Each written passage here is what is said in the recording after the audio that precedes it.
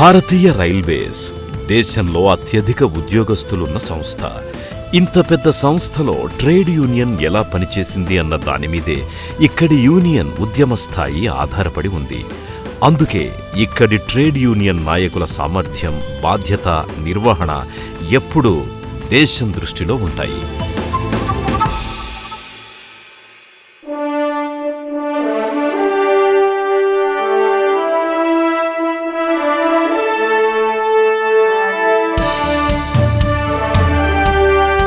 ఇప్పుడు మనం శ్రీ మర్రి రాఘవయ్య గారి గురించి మాట్లాడుకుందాం. ఆయన ఎన్నో తరాలుగా రైల్వేలకి, దేశానికి సేవలందిస్తోన్న నిలువెత్తు నాయకుడు. తన ముందు ఎదిగిన రైల్వే సంస్థలో ఎన్నో ఆటుపోట్లని, విధి విధానాల మార్పుని సమీపం నుంచి గమనించిన కురువృద్ధుడు. భారతీయ రైల్వేలకి సంబంధించినంత వరకు ఆయనను నడిచే నిఘంటువు అని అంటారు.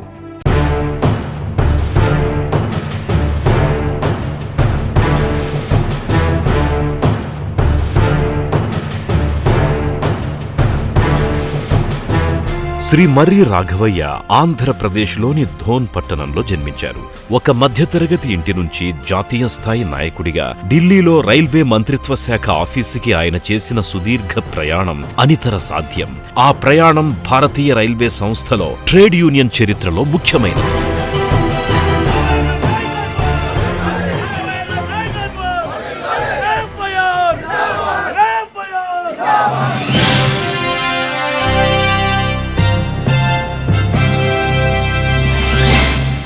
Sir, you are the oldest and eldest in Indian Railways. I admit that I am oldest and I admit that I am eldest, but there are many people in Indian Railways because Indian Railways is a mini India. Right. Indian Railways consists of employees of 29 states of India. It is a great system, great transportation network serving the nation and transporting people from one end to the other. Sir, is it true that Indian Railways and trade unionism are synonymous with your name? I am a service-oriented fellow. My culture, my habit is to serve the humanity with honesty, dedication. Excellent. God gave me an opportunity to serve the railways and rail workforce. In the process, I have completed 6 decades as a railway employee, retired railway employee, and also as the railway trade union leader, being the General Secretary of the National Federation of Indian Railwaymen, functioning from the national capital, New Delhi. Sir, according to you, what is trade union movement? The trade union movement is the struggle jointly being launched by employees of various denominations. They may include not only employees of government sector but also private sector, informal sector, unorganized sector, all come under the definition of unionism. So the unionism is called trade union movement. Our perception is to work towards bringing unity among workers of various disciplines and various sectors. With this perception, we are building up the trade union movement, particularly in railways, generally in the world as well in our country. నిగర్వి అయిన నాయకుడిగా తన విజయాలను గురించి, NFIR, దాని అనుబంధ సంస్థలు సాధించిన విజయాల గురించి ఆయన చెప్పుకోకపోవచ్చు, కానీ ఆ సంస్థ సాధించిన అద్భుత విజయాలు చాలానే ఉన్నాయి. ఉదాహరణకి 7వ వేతన కమిషన్ వేతన నిర్ధారణకి రైల్వే స్టేషన్ని కేంద్ర బిందువుగా స్వీకరించడానికి స్టేషన్ మేనేజర్ మూల వేతనం 2,800 రూపాయల నుంచి 4,200కి పెంచడానికి ఎన్ఎఫ్ఐఆర్ కృషి చేసింది. ఓర్పుతో కూడిన ప్రయత్నం, సరైన దృక్పథంతో ప్రభుత్వంతో చర్చలు జరపడం వల్ల ఇది సాధ్యపడింది.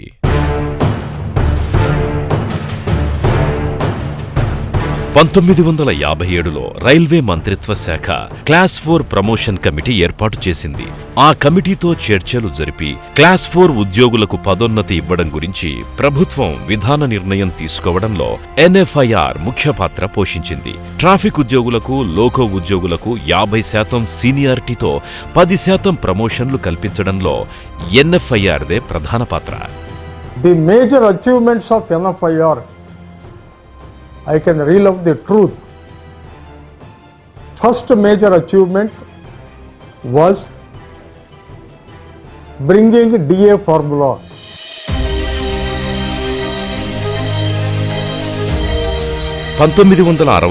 సంవత్సరంలో ప్రభుత్వ ఉద్యోగులకి కరవు భత్యం నిర్ధారించడానికి కేంద్ర ప్రభుత్వం కమిటీ ఏర్పాటు చేసినప్పుడు కేవలం ఎన్ఎఫ్ఐఆర్ మాత్రమే కమిటీ ముందు ఉద్యోగుల తరఫున వాదించింది. ఆనాడు ఎన్ఎఫ్ఐఆర్ చొరవ వల్లే ఈ రోజు ఉద్యోగులు కరువు భత్యం పొందుతున్నారు.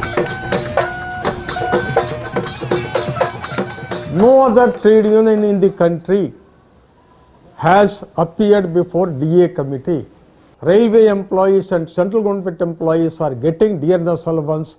This is a historic achievement to the credit of NFIR.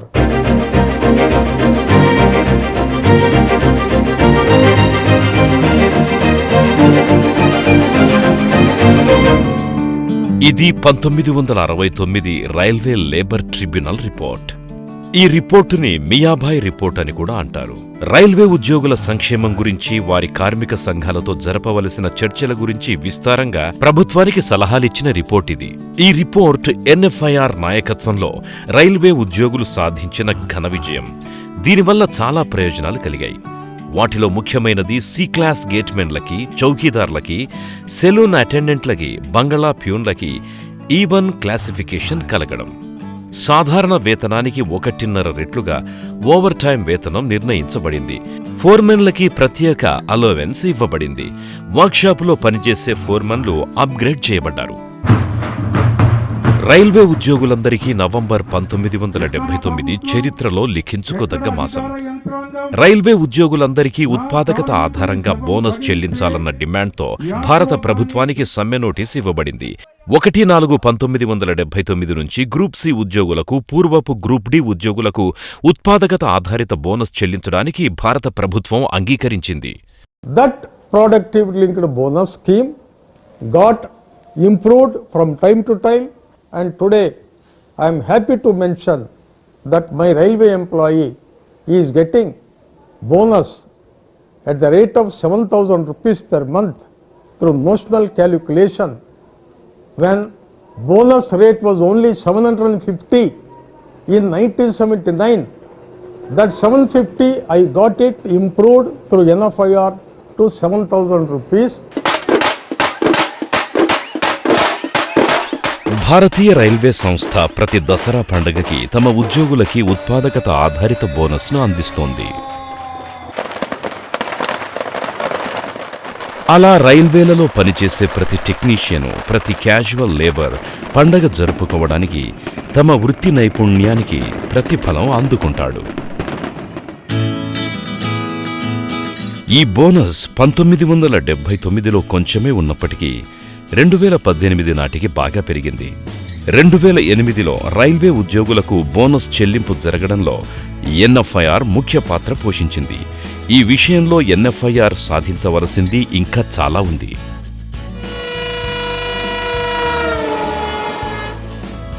భారతీయ రైల్వేలలో భారీ కంప్యూటరైజేషన్ జరుగుతున్న రోజులవి. కానీ ఎన్ఎఫ్ఐఆర్ చేపట్టిన సత్వర చర్యల వల్ల ప్రతి ఉద్యోగికి 12 ఏళ్లకి 24 ఏళ్లకి కెరీర్లో పురోగతి ఉండేలా, ఆర్థికంగా లాభముండేలా పథకం ప్రవేశపెట్టబడింది. అదేవిధంగా 2008లో సవరించబడిన వృత్తి పురోగతి హామీ పథకం అంటే modified assured career progression scheme NFIR సాధించింది. ఇందులో కొన్ని హెచ్చుతగ్గులున్నమాట వాస్తవం. కానీ అవి సరిదిద్దడానికి చర్చలు జరుగుతున్నాయి. సాంకేతిక నిపుణుల కోసం ప్రత్యేకంగా అకౌంట్స్ మరియు మెడికల్ విభాగాల పునర్నిర్మాణం 2016వ సంవత్సరంలో ఎన్ఎఫ్ఐఆర్ సాధించింది.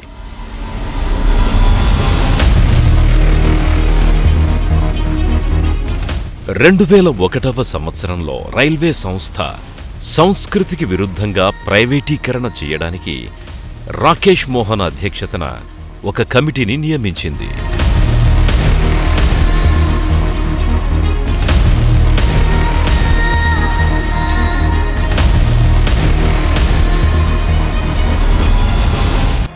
ప్రైవేటీకరణకు మనం వ్యతిరేకం, ప్రైవేటీకరణ రానీయం. రాకేష్ మోహన్ కమిటీ రిపోర్టుని ఎన్ఎఫ్ఐఆర్ పూర్తిగా వ్యతిరేకించింది. అంతేకాదు, రైల్వేలలోని అతి ముఖ్య విభాగాల్లో ప్రైవేటీకరణ జరగకుండా ప్రభుత్వాన్ని నిలువరించింది.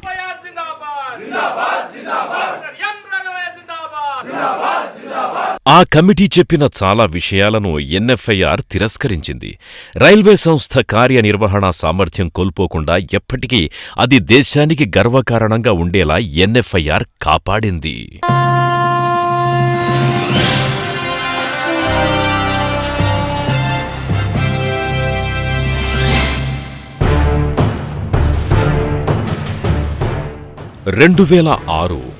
ఆరవ వేతన కమిషన్ నియమించాలన్న ప్రధాన డిమాండ్తో పాటు 20 ముఖ్య డిమాండ్లతో ఎన్ఎఫ్ఐఆర్ 2006లో నిరవధిక సమ్మె నిర్ణయం తీసుకుంది. ప్రభుత్వాన్ని 5 ముఖ్యమైన డిమాండ్లకు అంగీకరింపజేసింది. ఈ 5 కేవలం రైల్వే ఉద్యోగులకే కాకుండా యావత్ కేంద్ర ప్రభుత్వ ఉద్యోగులకు లాభకరంగా మారాయి. 6వ వేతన కమిషన్ నియమించబడింది. రైల్వే ఉద్యోగుల్లో కొన్ని కేటగిరీలకి ప్రొఫార్మా ప్రమోషన్లు ఇవ్వడానికి ప్రభుత్వం అంగీకరించింది. రైల్వే రన్నింగ్ సిబ్బందికి, ఇతర ఆపరేషన్స్ సిబ్బందికి పని గంటలు సవరించడానికి ప్రభుత్వం ఒక ఉన్నతాధికార కమిటీని నియమించింది. ఉద్యోగులకి ప్రోత్సాహక బోనస్నివ్వడానికి ప్రభుత్వం సూత్రప్రాయంగా అంగీకరించింది. రైల్వే బోర్డు 2009 అక్టోబర్లో 50% డిఏ కలిపిన తరువాత ఉద్యోగులకిచ్చే ప్రోత్సాహక బోనస్ని సవరించడానికి అంగీకరించింది. With the blessings of working class, I am able to work with a greater commitment and devotion.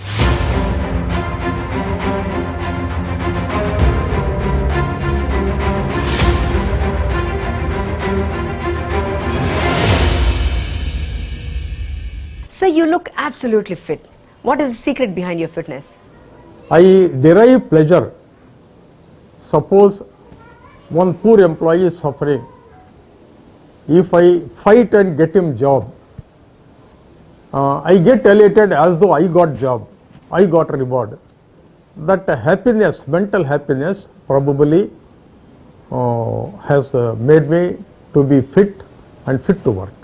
You are very busy in your life, busy in your work. How do you motivate yourself? I learned the characteristics and dedication of some great leaders under whom I worked also.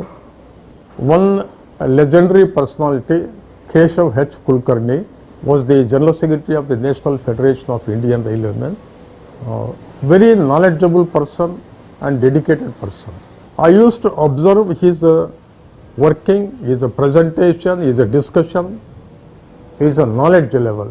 More I work, more I face the pitfalls. I gain experience that how to overcome the pitfalls. That is how I got motivated myself. Motivation by my wife also is a contributory factor. Excellent.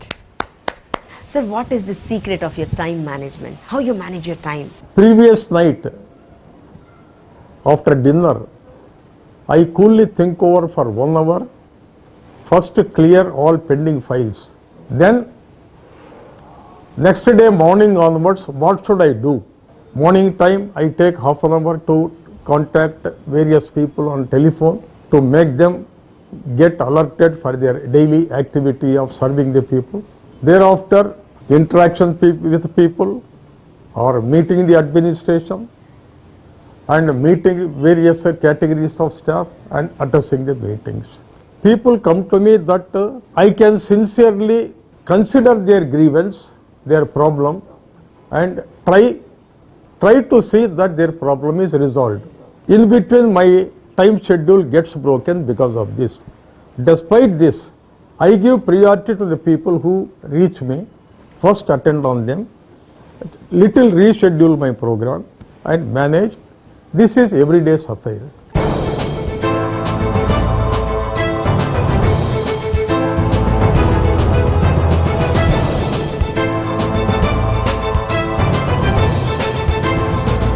NFIR అంటే నిజాయితీ, నమ్మకం, నిబద్ధత కలిగిన సంస్థ. తమ సభ్యులందరికీ జీవిత బీమా సౌకర్యం కలిగించి వాటి క్లెయిముల్ని వెనువెంటనే పరిష్కరింపజేసే ఏకైక సంస్థ ఎన్ఎఫ్ఐఆర్.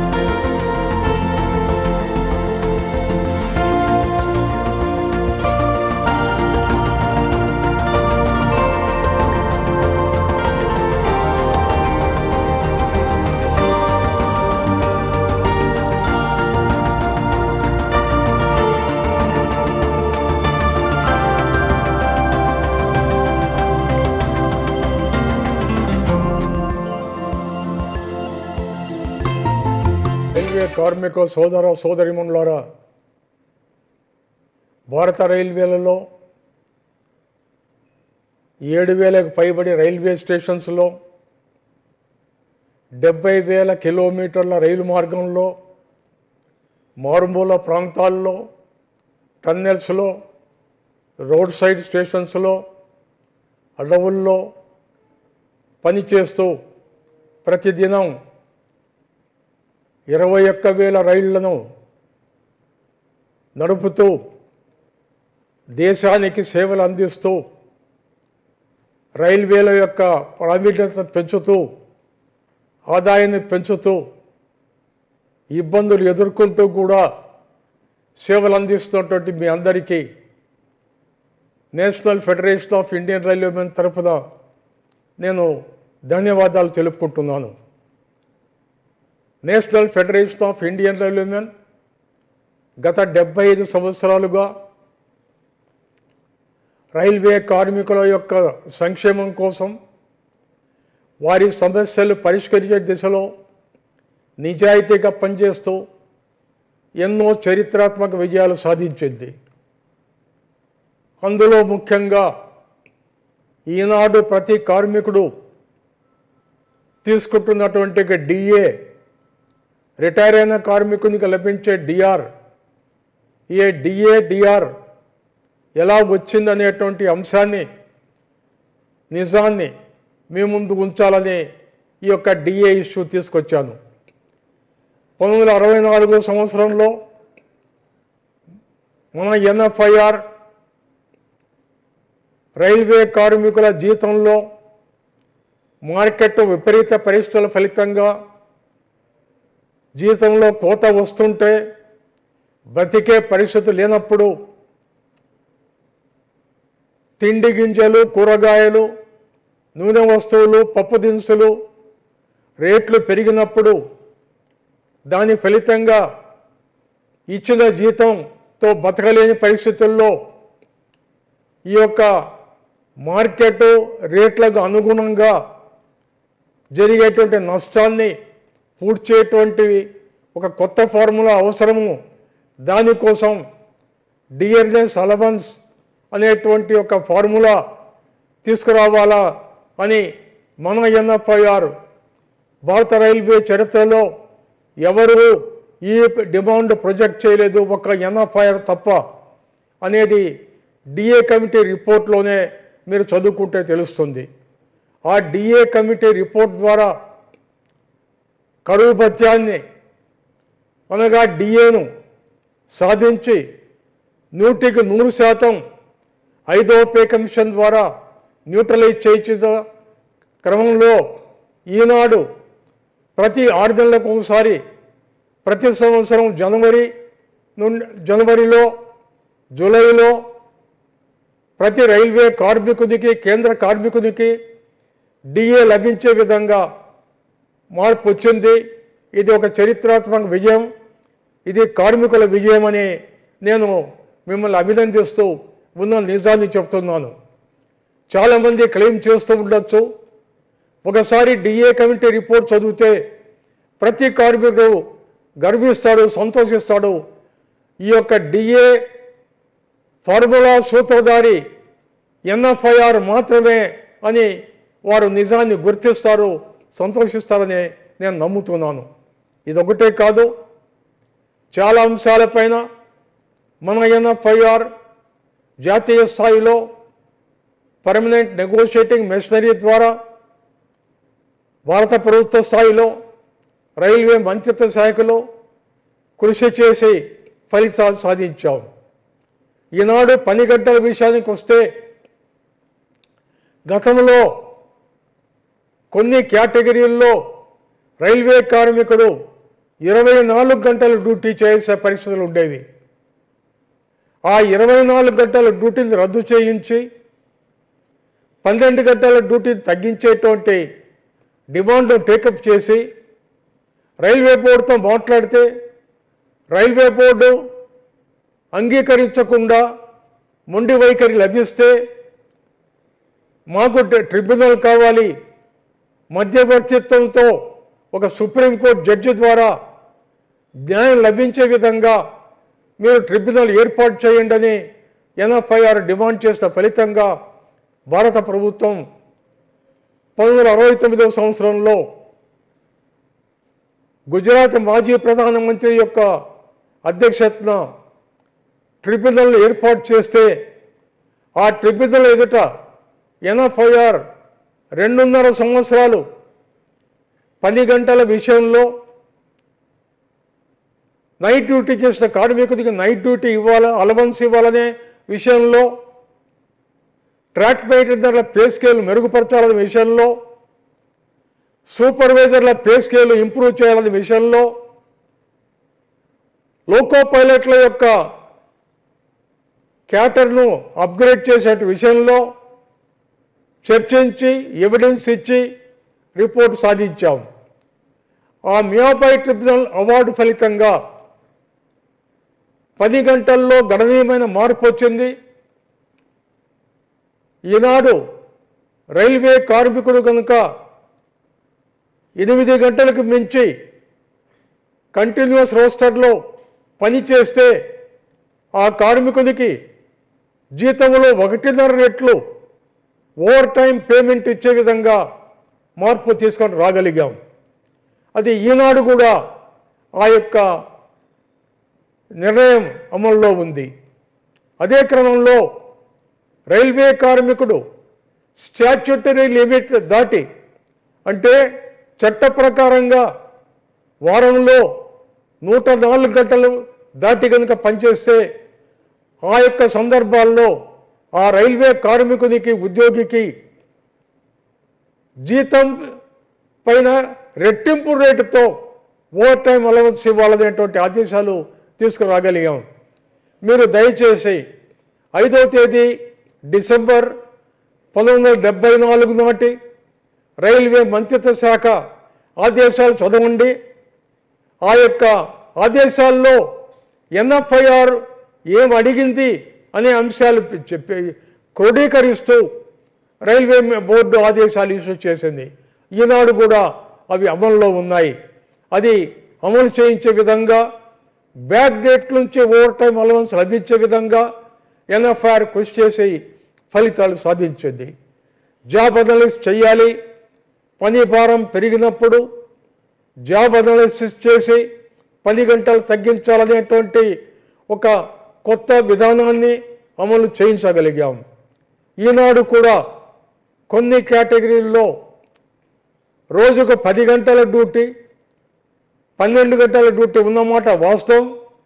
దాన్ని కూడా రద్దు చేయించి దేశం యొక్క చట్టం ప్రకారంగా 24 గంటల్లో 8 గంటల డ్యూటీ మాత్రమే తీసుకోవాలా అనేటువంటి యొక్క ఈ విధానాన్ని భారత రైల్వేల్లో అన్ని కేటగిరీలకు కూడా వర్తించే విధంగా మార్పు తెచ్చే దిశలో ఎన్ఎఫ్ఐఆర్ ఈ యొక్క డిమాండ్ కూడా ప్రభుత్వ స్థాయిలో ప్రొజెక్ట్ చేసింది.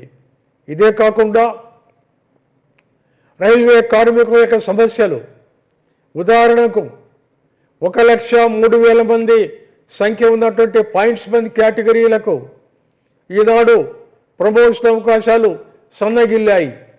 NFIR railway board demand number 32/2012లో ఈ డిమాండ్ పెట్టి చేసిన కృషి ఫలితంగా రైల్వే మంత్రి యొక్క ఆమోదంతో పాయింట్స్ మంది కేటగిరీలో పదోన్నతి, క్యాడర్ రీస్ట్రక్చరింగ్, పునర్వ్యవస్థీకరణ తీసుకొచ్చే దిశలో ఈనాడు ప్రపోజల్ ఆర్థిక మంత్రిత్వ శాఖకు వెళ్ళింది.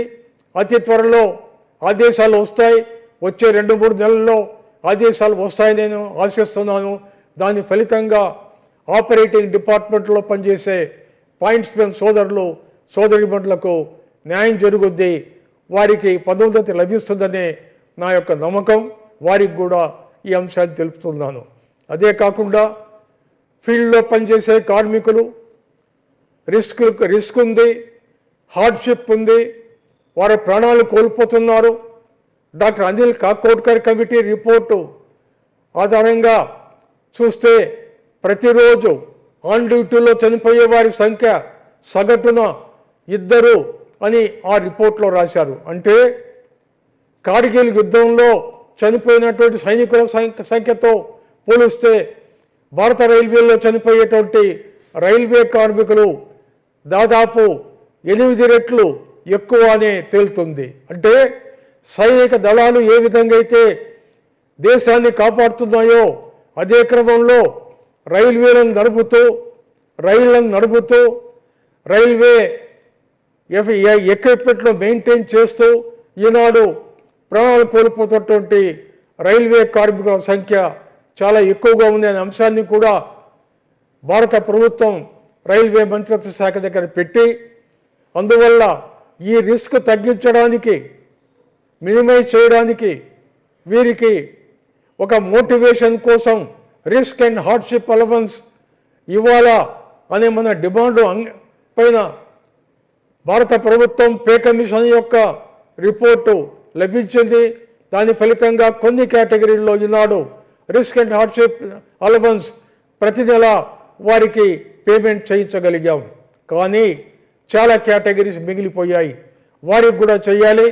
ఆ కేటగిరీస్ కూడా ఇంక్లూడ్ చేయడానికి రైల్వే బోర్డు స్థాయిలో, గవర్నమెంట్ ఆఫ్ ఇండియా స్థాయిలో టేకప్ చేశాం. ఆ స్థాయిలో ఈనాడు ఈ మన రిపోర్టు పెండింగ్లో ఉంది. దాన్ని కూడా వచ్చే 3 నెలల్లో ఆమోదించే విధంగా కృషి చేసి ఫలితం తెస్తామని ఏ కేటగిరీస్కి అయితే ఈనాడు న్యాయం జరగలేదో వారికి కూడా న్యాయం జరుగుతుందని నేను ఈనాడు వారికి తెలుపుకుంటున్నాను. ఈ సందర్భంగా 26వ తేదీ జూలై నెల 2023న రైల్వే మంత్రిత్వ శాఖ రిస్క్ అండ్ హార్డ్షిప్ అలవెన్స్ ఇవ్వాలి అనే ప్రతిపాదన కాపీ కూడా నేను రైల్వే కార్మికులకు మా యూనియన్ల ద్వారా సర్క్యులేట్ చేశాను. దయచేసి చదువుకోండి. ఎందుకంటే ఎన్ఎఫ్ఐ యొక్క సిద్ధాంతం ప్రతి కార్మికునికి న్యాయం చేయాలి, మంచి చేయాలి, రైల్వేలు ఇంకా అభివృద్ధి పదంలో నడిపే విధంగా ఎఫిషియన్సీ పెంచాలి, ఆదాయం పెంచాలి, కస్టమరు సంతోషించే విధంగా సేవలు అందించాలి అనేటువంటి యొక్క ఈ కన్స్ట్రక్టివ్ ఐడియాలజీతో మేము ముందుకెళ్తున్నాం. కనుక చదువుకుంటే మీరే సంతోషిస్తారు. కనుక ఈ అంశం కూడా త్వరగా సెటిల్ అవుతుందని నేను భావిస్తున్నాను. ఇదే కాకుండా ఇంకా చాలా అంశాలు ఉన్నాయి. దసరా రాబోతుంది. దసరా నాటికి బోనస్ ఇవ్వాలి. ఈనాడు 1590 మిలియన్ టన్నుల సరుకు రవాణా చేసి గత రికార్డులను బద్దలు కొట్టినటువంటి రైల్వే కార్మికులకు నేను ధన్యవాదాలు తెలుపుతున్నాను. ఎఫిషియన్సీ పెంచాం, లోడింగ్ పెంచాం, ఆదాయం పెంచాం. కనుక అశ్వని వైష్ణవి గారికి, రైల్వే శాఖ మంత్రికి ఒక లేఖ రాశాను. ఈసారి బోనస్ రోజులు పెంచి ఎక్కువ బోనస్ పేమెంట్ చేయండి అని అడిగాను. కానీ చేస్తారో లేదో చెప్పలేను. గతంలో లాగానే 78 రోజుల జీతాన్ని 7,000 రూపాయలాగా లెక్కేసి ఇచ్చేటువంటి విధంగా ప్రభుత్వం ముందుకెళ్తుందేమో ఇప్పుడు చెప్పలేం. కానీ మన డిమాండ్ ఏంటంటే సీలింగ్ రద్దు చేయండి, జీతానికి అనుగుణంగా, ఉత్పాదనకు అనుగుణంగా ప్రొడక్టివిటీ లింక్డ్ బోనస్ ఇవ్వాలా అనే డిమాండ్ ఉంది. ఈ డిమాండ్ పెండింగ్లో ఉంది. దీన్ని కూడా సాధించే దిశలో కృషి చేస్తున్నాం. దసరా నాటికి గతంలో లాగా 78 రోజుల జీతాన్ని 7,000 రూపాయలలాగా లెక్కేసి ఇస్తారో లేక కొద్దిగా పెంచుతారో మనం వేచి చూద్దాం. మా డిమాండ్ ఈనాడు రైల్వే శాఖ మంత్రి దగ్గర పెండింగ్లో ఉంది. ఇదే కాకుండా ఈనాడు రైల్వే కార్మికులు ఎక్కడెక్కడో మారుమూల ప్రాంతాల్లో జనావాసం లేని చోట్ల, డాక్టర్ లేని చోట్ల, స్కూలు లేని చోట్ల, టౌన్షిప్ లేని చోట వాళ్ళు కుటుంబాలతో ఉంటూ ఈనాడు రైళ్లను నడపడానికి రైల్వే ట్రాక్ మెయింటైన్ చేస్తూ, ఈ సిగ్నలింగ్ ఎక్విప్మెంట్ మెయింటైన్ చేస్తూ ఎఫిషియన్సీ ఇంప్రూవ్ చేయగలిగారు. గత 5 ఏళ్లలో కొత్త రైలు మార్గాలు ఏర్పడ్డాయి. రైలు పట్టాలు పెంచారు. 11,000 కిలోమీటర్లు కొత్త రైలు మార్గాన్ని నిర్మించారు. సిగ్నలింగ్ యూనిట్స్ పెరిగాయి, టెలికాం యూనిట్స్ పెరిగాయి. 94% రైల్వే సిస్టమ్ ఎలక్ట్రిక్ ట్రాక్షన్ అయింది. ఈ కొత్తగా ఈ అసెట్స్ నిర్మించాం, కానీ కొత్త పోస్టులు శాంక్షన్ చేయకపోవడం నిజంగా బాధాకరం. దీని ఫలితంగా రైల్వే కార్మికులపైన పనిభారం పెరిగింది. వారు అనారోగ్యానికి గురవుతున్నారు, డీ కేటగిరీస్ అవుతున్నారు, ఇన్వాలిడ్ అవుతున్నారు. ఈ డిమాండ్ను భారత ప్రభుత్వ స్థాయిలో, కేబినెట్ సెక్రటరీ స్థాయిలో 26 జూన్ 2021 కేబినెట్ సెక్రటరీతో జరిగిన మీటింగ్లో ఈ అంశాన్ని పెట్టాం. ఆనాటి నుంచి కృషి చేస్తున్నాం, కానీ ఈనాటి వరకు ఫలితం రాలేదు. ఈ మధ్య కాలంలో రైల్వే బోర్డు చైర్మన్ భారత ప్రభుత్వానికి లేఖ రాశాడు.